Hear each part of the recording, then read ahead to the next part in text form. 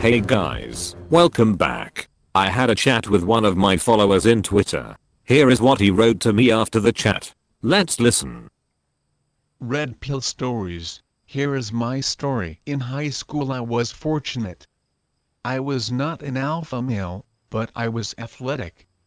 I had blonde hair, blue eyes and stood 5'9". I took some bullying my first year, but I took boxing all 4 years in high school. So the bullying stopped. I had self-confidence, and treated girls with indifference. I had several girlfriends in school, but none serious. After high school, I went to a 2-year college for electronics. This was in the early 80s, so women were still somewhat old-fashioned. However, I did not manage to get a single girlfriend in college. Some pump and dumps in nightclubs, but all 2s and 3s. My mother set me up with a cute girl in another college. We dated for 6 months. I thought it was serious, but she dumped me to ride the cock carousel. I graduated from college, and went straight into electronics work. I could not find a girlfriend worth anything. They would just use me for some free dinners, and then drop me. Fast forward 5 years. I'm now 25. I meet my best friend's wife's best friend. She did not have anything. I took her out for a date, and ended up back at her place. The only thing in her apartment was a mattress and fold-out card table. I felt sorry for her and white-knighted, and moved her in with me.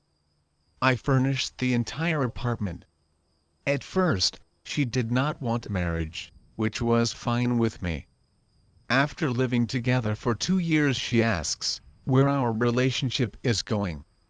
I repeat her words back to her. She says she changed her mind. She is 4 years older than me, so the wall is fast approaching, and she has baby rabies.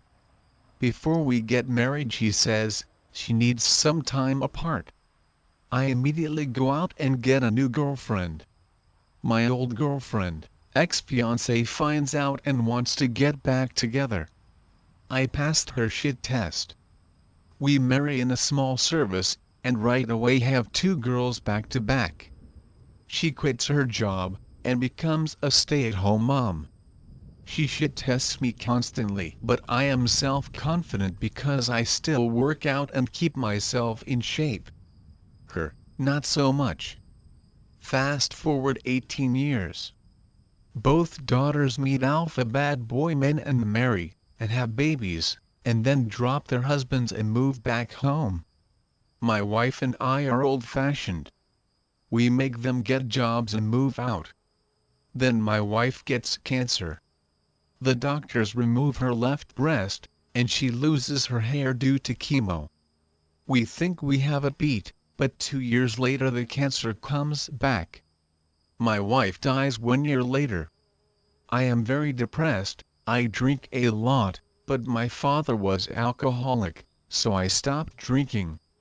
3 years go by. At this time I have no interest in women at all, because I am still mourning my wife. My old college girlfriend calls me up out the blue. I decide to go see her, because she was cute, and we were together before, so we knew each other. I drive 200 miles and meet my old girlfriend. I still look about the same. She has hit the wall hard, 180 pounds and balding. She uses me for free dinner and drinks, but she does not come back to my hotel. Shit testing me. I leave and ignore all her phone calls. She finally takes the hint that I'm not interested. My daughters and friends tell me, I need to get back out there. It's been 27 years since I dated. I do not trust bars, church, or internet for finding women. So my friends set me up with some women. All the women my age are fat with bad attitudes. I am not interested. These women on the other hand will not leave me alone. They are constantly calling me, and trying to get together. I finally tell them I have found someone to get them to leave me alone.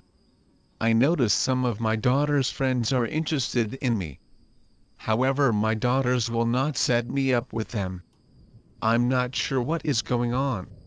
My daughters say they want me to be happy and find someone, but they will not set me up with their friends who want to go out with me. Then I find MGTOW on YouTube. Everything makes sense now. All women are looking for is an ATM. Including my daughters, they want my inheritance. I don't think I'll leave them much, since they are not really interested in my happiness, but what I will leave them when I check out. I am currently looking into some Taiwan trips, and maybe a doll from China. Won't that be something for them to find after I'm gone? Stay strong, brothers. I am finding happiness in perusing my own interests, and stringing along a couple of my daughter's friends behind their backs. But I have no intention of ever getting serious.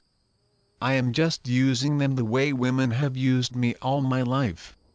So if you older men out there want to use some women like they use us, list yourself as a widower and they will come out of the woodwork to try and get you. If this is too long, please feel free to edit whatever you want. This is my story. I could not make this up. Thanks, Dan. He said it all in one line. All women are looking for is an ATM.